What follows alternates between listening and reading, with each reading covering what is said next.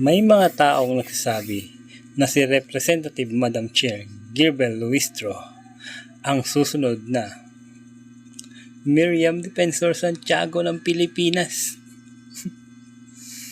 Totoo ba yun? Check nga natin.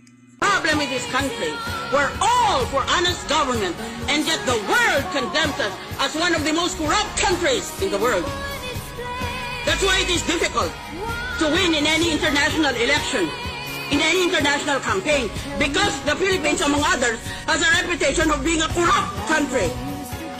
Isip ng iba, kung corrupt ang bayan na yan, walang matinong lalabas dyan. Walang matinong ibubunga yan. Kaya ba ni Madam Chair yan? Ano ba ang may iwang legacy ni Madam Chair kung sakali? Bukod sa itinago niya na ang kanyang asawang may kaso, ang tanging may iwan na alaala niya sa atin ay ang pagsasabi ng dahil kay Speaker, may akap. Salamat kay Speaker. Yun.